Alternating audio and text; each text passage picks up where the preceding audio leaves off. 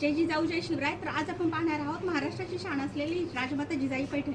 तर ही जी साडी आहे जी मी वेअर केली आहे तर तुम्हाला माहीतच आहे खूप ट्रेंडिंग साडी आहे. ह्या साडीचा पदर जो आहे चंद्रकोर आहे. याचा जो ब्लाऊज आहे तो पण पूर्ण असा भरलेला आहे. आणखी कॉन्ट्रास्टमध्ये ह्याच्यावर तुम्हाला ब्लाऊज मिळणार आहे.